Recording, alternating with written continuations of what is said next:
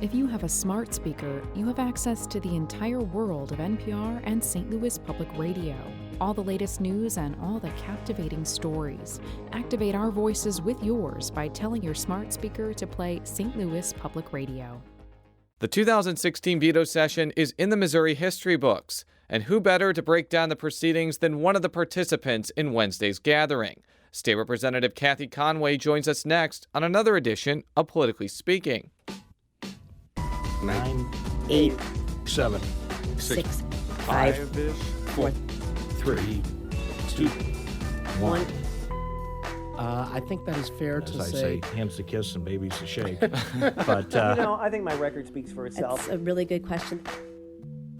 Hello and welcome to the Politically Speaking podcast. I'm your host, Jason Rosenbaum, a reporter with St. Louis Public Radio. Joe Mannis is still in Jefferson City for veto session, so I have as my special guest host Rachel Lippmann. And joining us for the first time, I believe you are the state representative for my good friend John Combest, who lives in St. Charles County. Down the street from me. Oh my gosh, we have as our guest.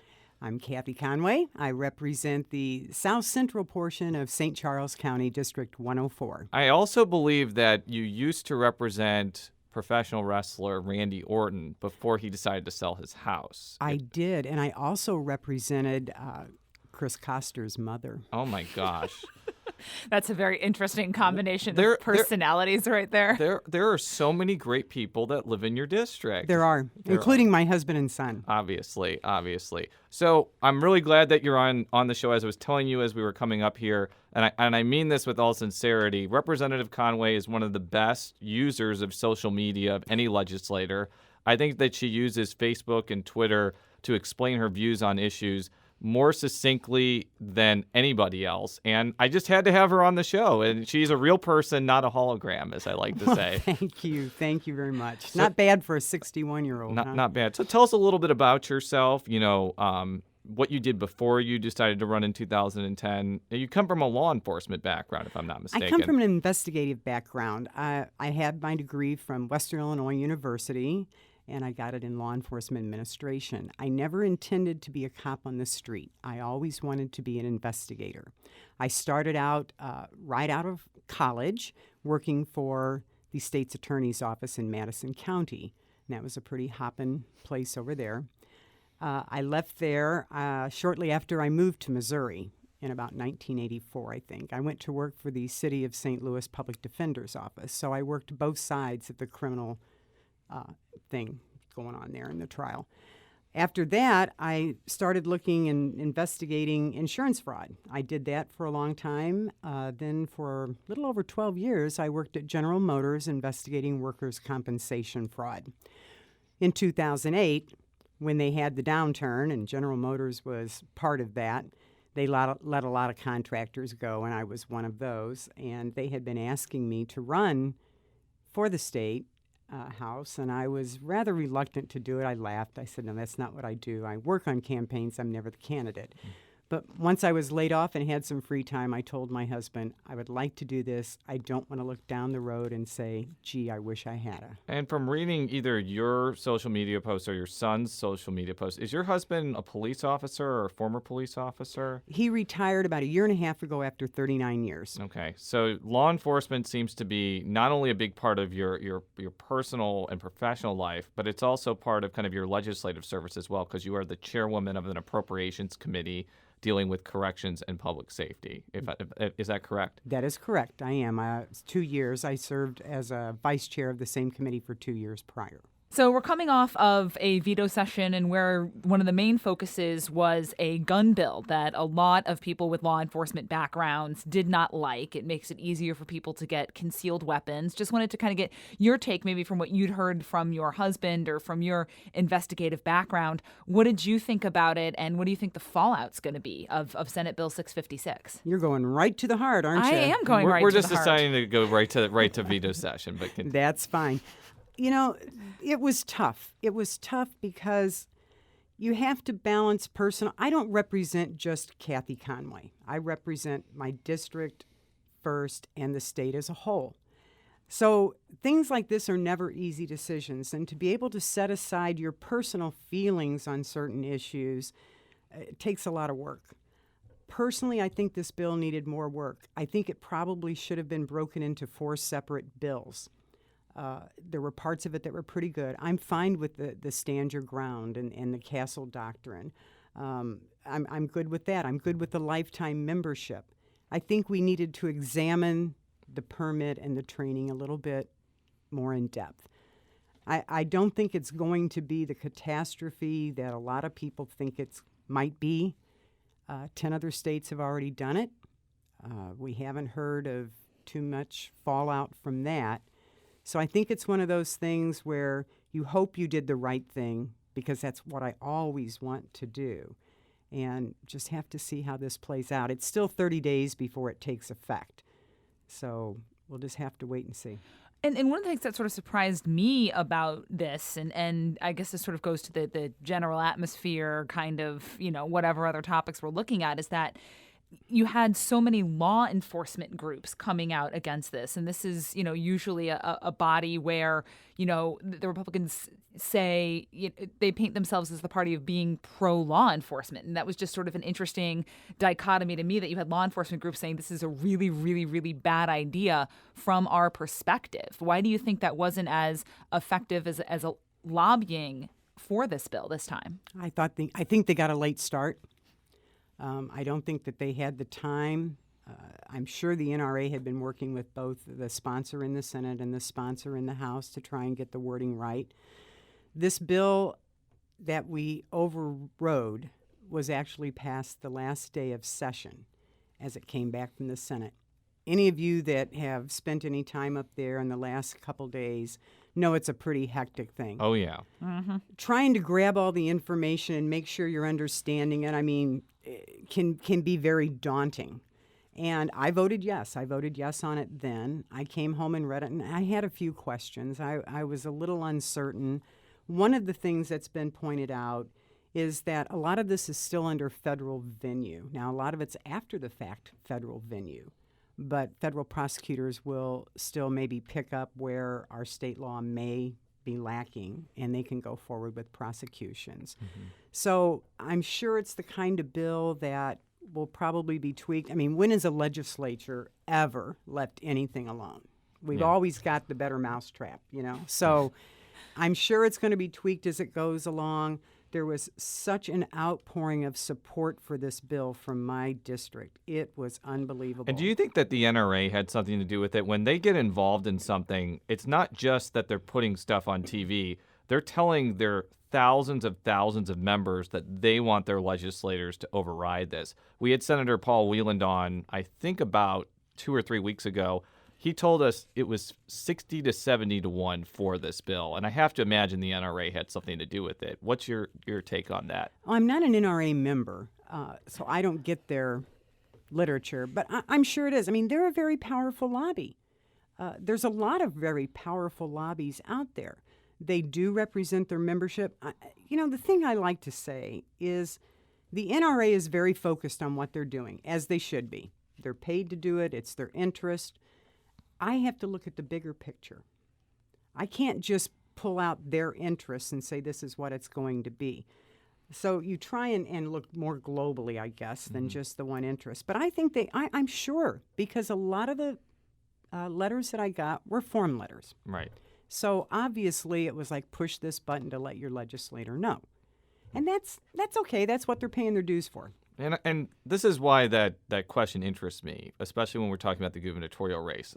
Obviously, Attorney General Chris Koster got the NRA endorsement, but it's not like Eric Greitens is for gun control or for restrictions on guns. It's probably they probably have very similar views on that issue, right? They probably do, but Chris Koster has a voting record. And so there's no question how he would more than likely come down. I think you're absolutely right. I think Eric Greitens is pro-Second Amendment, too. But what are you hanging that on other than his word? This is the reason I mentioned that. And I think it involves policy more than politics, because I just saw an ad today about how Jason Kander supports background checks. And they're castigating Senator Blunt for being close to the NRA, even though Koster is also close to the NRA. But the policy that he's advocating, background checks, has no chance of being implemented in Missouri after 2017, even if the Democrats take over the legislature, because neither gubernatorial nominee supports restricting firearms. So it seems like what happened any further than they already are. Or any further than they already are. So it seems like what happened yesterday could happen numerous more times in the future, regardless of what happens in the gubernatorial race. That's my perspective. What's kind of your thought on that? I think you're probably right about that. Yeah. Term limits have done things like that to the state. When you have legislators that can serve 8 or 16 years, some even shorter if they don't come back, you're losing your farm team. You're not grooming people to rise higher up, and so there's no institutional recollection. So you try something maybe when I was a freshman. In 2 more years, my class is gone. One of the biggest classes that ever came in, I think it was like 57 or 59. All of that is gone of what happened our freshman year. So those new freshmen are going to try the same old thing. So I think we're always going to be picking at what's going on. So let's switch gears in the veto session to photo identification.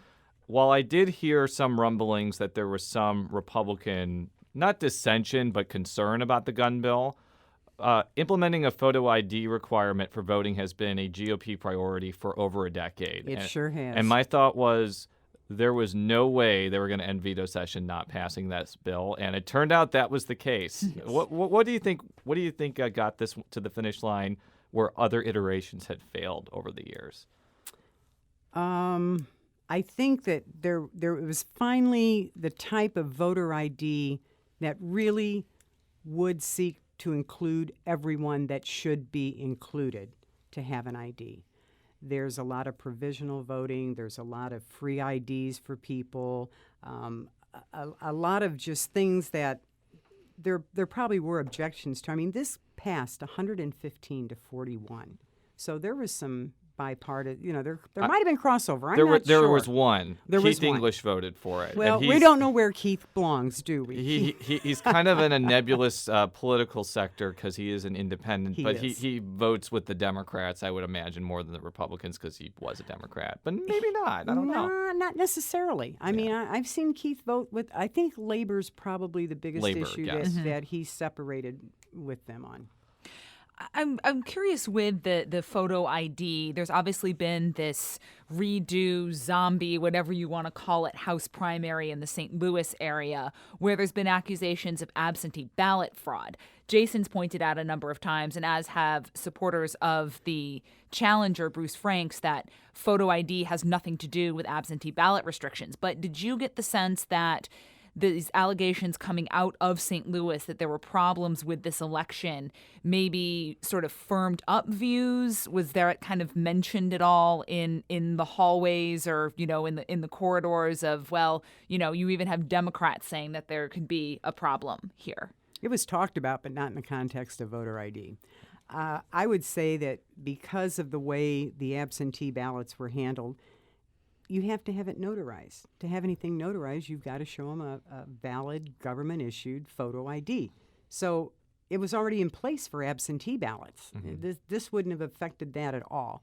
And again, the judge did not find any wrongdoing in the Hubbard camp. It was, I think he laid all the blame at the election authority mm-hmm. for not handling the ballots correctly. Mm-hmm. So really, no. Surprisingly enough, it never came up. I don't recall it being brought up in floor debate either. I would say that the biggest obstacle for the photo ID bill was not in the House, but in the Senate, where, like the gun bill, the Senate issued a previous question against it. For our listeners, it's not really that rare for a previous question to occur in the House. In fact, it's actually pretty common.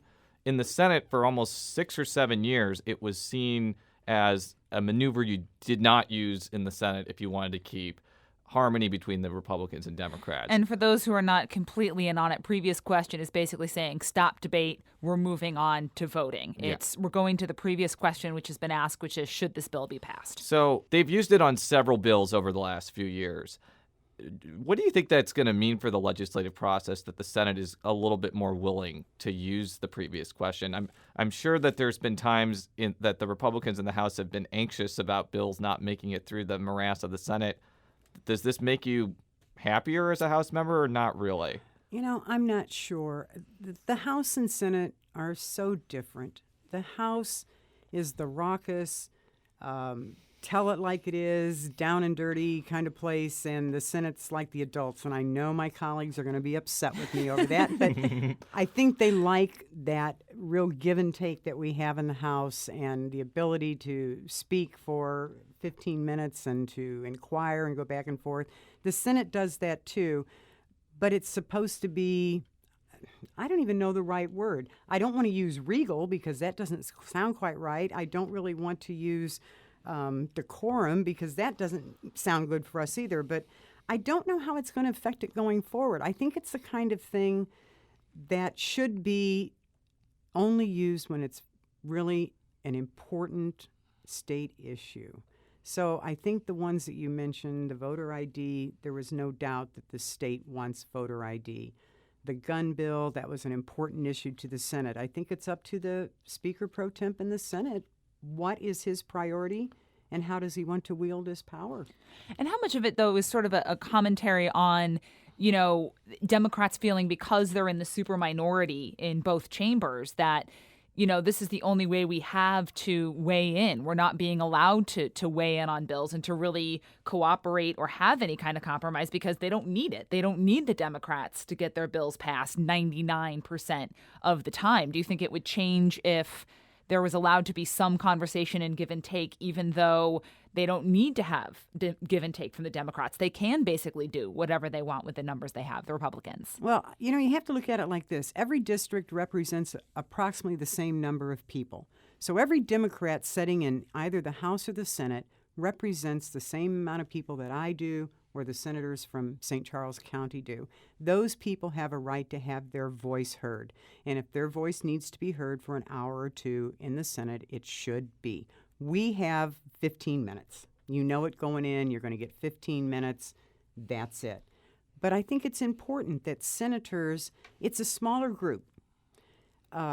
We can tag team. You know, if I forget to say something, I can turn around to one of my colleagues and say, oh, you need to make this point on that bill that I forgot. Senators don't have all that luxury. Yeah, they're basically, it's a one man is an island sort of thing. Right, exactly. Yes, Republicans are probably going to get their way in the end. I think now that roadblock of PQs have been crossed over in the Senate, I think we probably will, and it depends upon how many seats are picked up in each party this coming election. Well, we'll get to that in a minute, but I know that those weren't the only two bills that were up for veto override. I just wanted to ask, what do you think were some lesser profile bills than the ones we've talked about that you think were pretty important? And were there any bills you decided not to override as well? Me personally or the House? You personally. There was one bill, and it was for ag disaster. And right now, if farmers, ranchers, if there's drought, if there's flood, tornadoes, different disasters that strike them, there are federal grants and funds that they can get, much like FEMA for people in urban or suburban areas. I voted against that. I was one of just a very few Republicans that did, and my reasons were strictly fiscal. This had an $18 million fiscal note right off the bat because it was retroactive for 2 years. If every farmer rancher that could get this relief filed for it, it would be $18 million. So could it be less? It could. Yeah. We had a governor withhold, 170 or 220 million out of our budget this year. We agreed with him that we did not have the funds, but yet we passed a bill where we're going to be on the hook for up to $18 million going forward. And I didn't feel that was the right thing to do at this time. So what were some of the bills that you voted to override that you think were particularly noteworthy besides the two we talked about and besides that one? Well, I think, let me see. We did, I think this was an important one. It was sponsored by Representative Robert Vescovo from Jefferson County, and it was on administrative leave. And it now requires that if a state employee is placed on an administrative leave, that they get a hearing within 60 days and receive a written explanation of the reason for being placed on administrative leave within 7 days. So it ensures a quicker process So we don't have people sitting on admin leave for 6 months, a year, being paid, not knowing their future, and it's taxpayer dollars. Was that inspired by the situation with the school district in Jefferson County? I think it was. Yeah. I do remember during regular session that was something that he was talking about. But that aside, that's just fair to everybody. It's fair to the employee to have that hearing as quickly as possible. If they're going to lose their job, they need to move on with their life. If they're going to be reinstated, they need to repair their reputation and move forward in their career.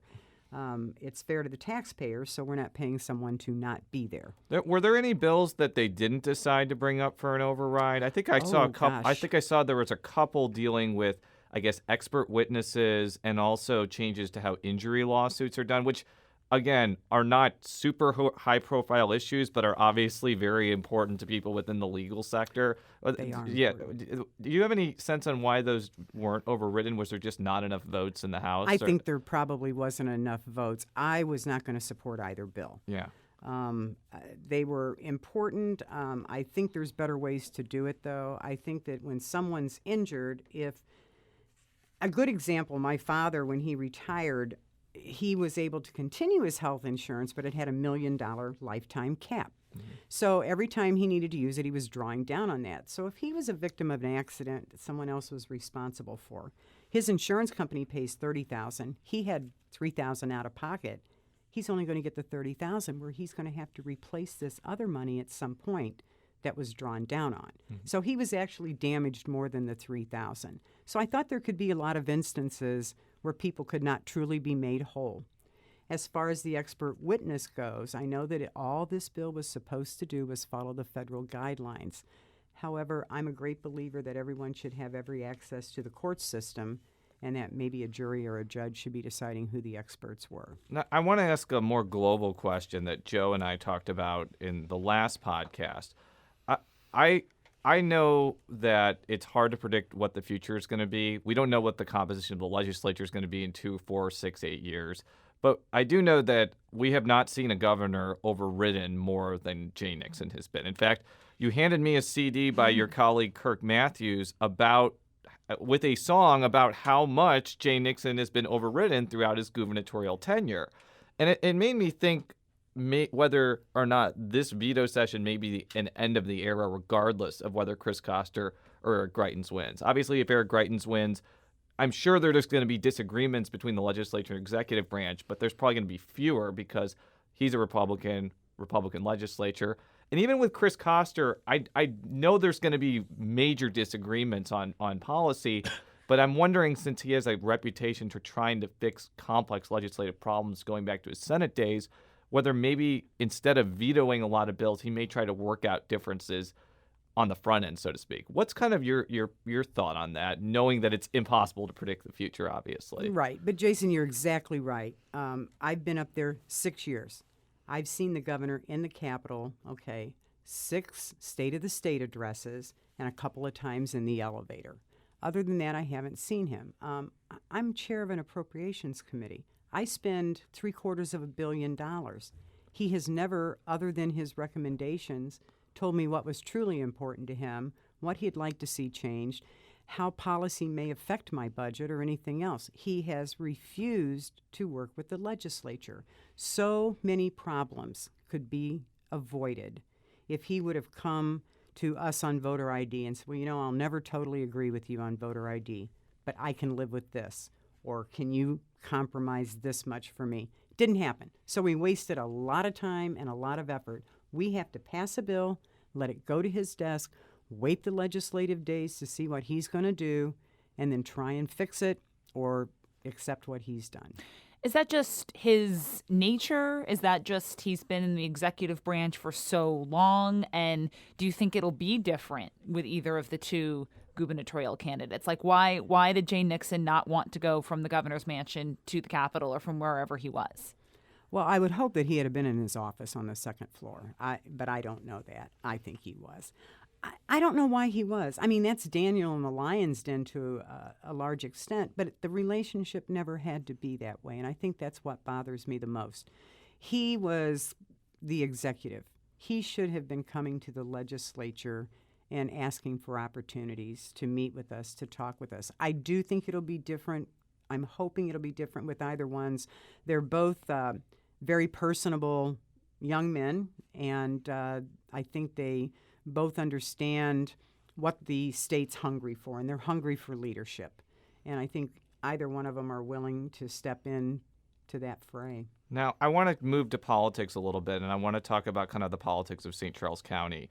I spent a good deal amount, I don't want to say a good deal amount, but I spent at least 2 days around eastern St. Charles County this summer talking with the candidates for the 23rd district seat, Bill Eigel and Zare, and I also talked with Mike Carter on the phone. That was a huge race for organized labor. Wasn't that something? It was a race that got the attention of Richard Trumka, who's the head of the AFL-CIO. And obviously the outcome was that Bill Eigel won. He's running against a Democrat, but it's a Republican-leaning district. We'll have to see how things go. I think you supported Ann Zare in that race because I think you are against right to work. You tend to vote, I guess, more closely with labor on those issues. And I read an article from the Missouri Times about how Eigel seems to be, consolidating ranks within the St. Charles Republicans. I'm just wondering if that's actually true, given how hard-fought of a race that is, and given how there's so many issue differences between a lot of people who supported Zare and a lot of people who supported Eigel on labor, for example. What's kind of the lay of the land based off that race? I think that we moved to St. Charles County 18, 19 years ago from Overland. And that whole area, Florissant, Hazelwood, Bridgeton, Overland, people started moving to the eastern side of St. Charles County as new houses were built. My husband and I were able to buy twice as much house for the same money that we could have gotten in Webster or Maryland, some of the other areas. So we went over there. And we're like a lot of people. We're conservative, particularly fiscally conservative. But so many of them came from McDonnell Douglas, the Boeing, the Anheuser-Busch. They come from a labor background. When the right to work vote happened last year, I listened to my constituents, and I did as they asked me. I did not really come down personally on either side. I've had people come up to me and say, you know what, I'm pro-gun, I'm pro-life, I'm smaller government, I'm less taxes, but I could never vote for Republican because I'm in a union, and they would take my job away. They honestly thought we would take their job away. They said, now I can. And, that affected me quite a bit. I thought, gee, I can be the voice of these people, but it's not a great big labor thing. But that's where I think a lot of the constituency for that district came from. But then we have, St. Charles has been a bastion of conservatism for a long time. The name right to work, who isn't in favor of the right to work? Right, and just for our listeners, right to work is shorthand used by proponents to describe a policy that would no longer make paying dues to a labor union a condition of employment when that entity or business has agreed to organize. Sounds like you've covered this a few times. I get that wrong a lot, which is why we use the term right to work, but I know that opponents of it like to call it right to work for less, and describing it can take almost 10 or 15 seconds. But it's important that we use the actual policy, not just shorthand. But continue. You're absolutely right. I do know that after the election, I had spoken with Mr. Eigel before, and quite a few times, 2 or 3 times before. He reached out and he wanted to know if we could meet for coffee and talk, and I did. And of course, we agree on an awful lot of issues. Ann Zare was one of the first people to sort of mentor me when I thought about running. She and I hit it off. We're very similar people, and she helped me a great deal. And I always believed in Ann's sincerity and her compassion and her policy ability. So I didn't hesitate in supporting her. I think he's trying very hard to learn, to figure out how he can bring people together, because he's got about, 3 or 4 reps that are going to be coming to him, and he's going to need to do things on the other side of the house. Yeah. I just also wonder, because when maybe we transition this into more statewide politics, I was kind of watching how organized labor was reacting in that race and other races.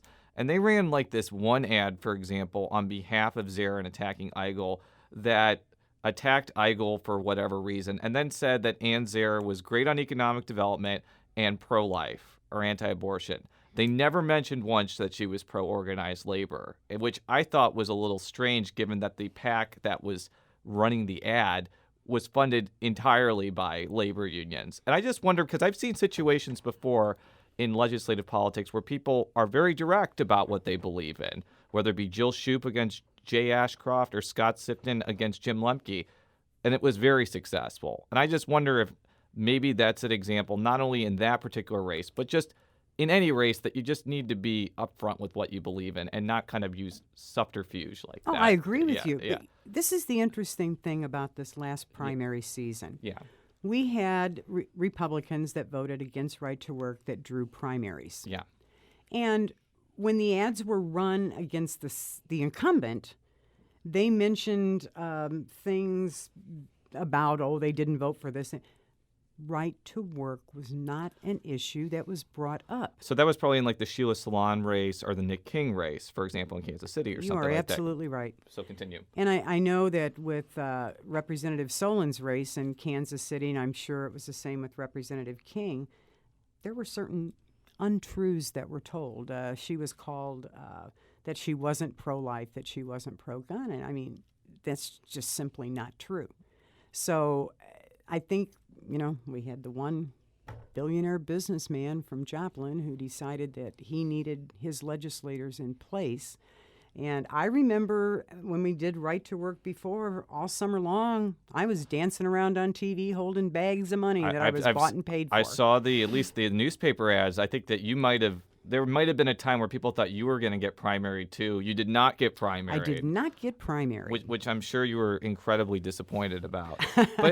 But let's talk about it more globally, though. So when you have a gubernatorial race where you have Chris Koster, who is very much against right to work, running against Eric Greitens, who is very much for it, I mean, I know there's going to be a lot of different things going on. They're going to be talking about office renovations and how much money Eric Greitens got, and the mission continues.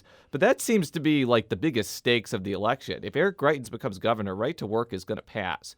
If Koster becomes governor, we're basically at the status quo. So how is like your district and maybe St. Charles in general, which, has a lot of conservatives and has a lot of union people and former union people, going to react to a choice like that, basically?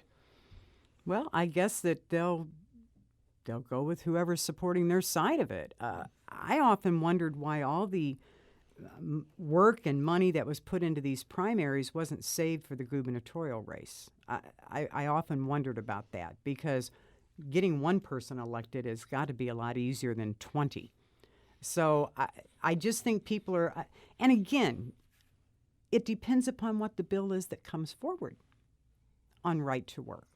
If it's just for the public sector, it might be a different story. If it didn't have the clause in it that prevented renegotiation, extension, or anything of any existing contracts, it might be a different story. So it's always in the details. But I think that unions should be allowed to rise or fall on their own merits like any other organization. I wanted to get back to the comment you made about the billionaire from Joplin and trying to get your sense on, you've got these two big money players in Republican primaries, David Humphreys, the businessman you were talking about, and Rex Singfield, who plays a lot in sort of the St. Louis area, but also in other races. And I'm wondering what your take is as to what they're both hoping to get. They're both obviously supporting Republican ideals, but what do you sense is that, what are they trying to battle out over the other? Because sometimes they were throwing money into the opposite candidates in the same race. So is this just the, I'm the bigger dog, or is this a philosophical thing going on here? Neither one of them have ever called me and disgusted, but I know that Mr. Singfield has been active for a very long time in Missouri and his politics. issues are pretty numerous. Right, I mean, they are. He may support somebody because of taxes That's or true. city-county That's merger or anything else. I mean, David Humphreys whether you like him or not, is pretty much a one-issue person, and Right. that's right to work. But continue. No, and that's exactly right, and that's what I was going to say. Mr. Sinkfeld has a lot of organizations. He is very organized. I mean, he's got a lot of PACs that he works with, and so he does. He goes from the 1% Earnings tax, yes. tax, thank you, here in St. Louis City to whatever happens to be the hot topic. His generally always seems to deal with fiscal or economic growth. I think Mr. Humphreys looks at right to work as a way to boost our economy. There's different studies. You can come down on different sides of that. But he is a one-issue person. Why they supported different people, that's anybody's guess. Well, as I'm sure that you know, it's very likely, and I wouldn't say very likely, but certainly possible there could be a campaign contributions amendment on the ballot this year. And one thing that I've been pointing out that no one else really seems to have gathered here is it only deals with state legislative and statewide candidates. It does not deal with municipal or county candidates, which I could see possibly being used as a way to get around that, i.e., let's say you term out of office and want to run for the state senate. You set up an account saying you're running for St. Charles City Council. You raise $2 million of unlimited money. Maybe you can transfer that over to the Senate. Maybe you just use it as independent expenditures to get your name out. I don't know what side you fall out on that issue, but I've asked that to a lot of legislators about whether that could be a potential problem with this Sauer amendment. I'm just curious if you think that could be one of the consequences if it ends up passing. You know, we have term limits, so you've got such a short time to be known to the voters. Mm-hmm. And, you know, I mean, it's not really fair to the voters, but I also understand the other side of it, too. If somebody gets a very rich person who likes what they're saying and gives them $300,000, and my poor old little opponent over here, maybe they're the one that gets the $300,000, can only raise $20,000. Yeah. They cannot get their message out. Should there be limits? Yeah, but this is what's going to happen, in my opinion. It's going to be what it was before. There are going to be so many PACs set up, and the transparency is going to be gone. Yeah, and you even see Rex Sinkfield even doing that now with the unlimited contributions. Yeah. He has these different groups that, depending on the cause, he will donate that's to. it right there. That, in his defense, not all of them aim for the same thing. They're looking to achieve different things. True. It's not just for one candidate. Right. They are definitely broken down by causes. And I think that is probably going to be the more likely thing that happens because it doesn't cap, I think, third-party PACs either. I mentioned that scenario in case somebody wants to get more direct control over the money because when you have third-party PACs, I think that there are some restrictions about whether you can control them or not. And I've talked to even some Democrats who support this idea. They support the idea of campaign contribution limits. They're really concerned about it not capping municipal and county elections. So I wanted to ask you one more question about just sort of the dynamics of statewide politics and the Republican ticket. All the statewide offices are up for grabs. Except for auditor. Except for auditor. You have a U.S. Senate race. All these things are going to affect legislative races. How do you think the Republicans are kind of constituted at this point in time to basically go to November at this point? I think that in St. Charles, the Republican Party has a strong influence or presence there. They always have. I think this is one of the most interesting election cycles I've ever lived through. And my parents got me involved in politics when I was 10 years old. The first one I really remember is Kennedy and Johnson, and my grandpa and my mom screaming at each other. And I've watched them ever since.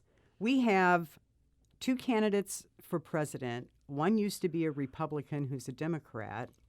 Hillary Clinton. Hillary Clinton was a Goldwater girl. We've got Mr. Trump, who was a Democrat, who now is a Republican. We have Mr. Greitens, Democrat, now Republican. We have Mr.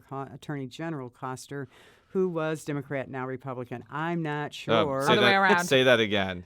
Attorney General Koster was a Republican and is now a Democrat. There you go. Okay, I'm sorry. It's hard to keep it track. It is. I need a few more third-party people here. But I think that it's a get out the vote on both sides. But I do think the Republican Party is gaining enthusiasm. I think that as the Democrat candidate for president starting to show some weaknesses here and there, people are past Labor Day, again, they're starting to take a harder look at who their choices are. And I think that the enthusiasm is starting to come up. For a long time, I was a little concerned about getting out the vote, but I think that tide is turning. Yeah, especially if Trump ends up winning Missouri by a large margin. I mean, obviously in 2012, Mitt Romney won by a large margin, but there were extenuating circumstances that hurt the rest of the ticket, namely Todd Akin. I don't think, I mean, it's September 15th. I could be wrong here, but having seen Eric Greitens and Roy Blunt, I don't think that they're going to make a Todd Akin-like catastrophic mistake that's going to affect the ticket at this point. I could be very wrong on that, and you can replay this and just laugh at me, but both of them are very disciplined political figures, and I don't think that they are as loose with rhetoric as Akin was, and that may help if Trump ends up winning the state by a large margin. But we don't know how that's going to shake out at this point. We don't. And, there's a real feeling out there. I mean, look at incumbents around the country as we went through primaries. But now we're looking, it's not a primary. You don't get a choice within your own party now. You get a choice between the two parties. And I think the Republicans are going to have a very good year in Missouri. I truly do. Well, we want to thank you very much for coming on the show. You were as good as your Facebook posts are. For all of our stories, stlpublicradio.org. You can follow me on Twitter at @Rosenbaum. You can follow Rachel on Twitter at our Lippmann, 2 P's, 2 N's. And how would we find you on the social media that I've been bragging about for the last 40 minutes? Well, it's on Facebook. It's Kathie Conway, Kathie, common spelling Conway. And on Twitter, I think I'm at Kathie Conway. So just put me in there. My dad spelled my name a little differently, so you shouldn't have a hard time finding me. And to play us out, we will hear this incredible song from State Representative Kirk Matthews. It is called Goodbye, Jeremiah. The gentleman from Texas is not a lawyer. And old J.D. McGaw don't survey land. And if Kelowna moves the debate to create his own state, the speaker ought to let that motion stand. We will say goodbye to Jeremiah Nixon. We never really knew you anyway. We won't have to call you governor.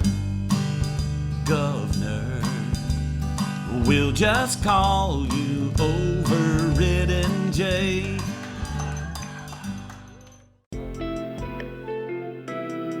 The Gateway brings you the day's news from the St. Louis region and across Missouri. It also includes stories from the Illinois side of the river and our Metro East reporter, Will Bauer.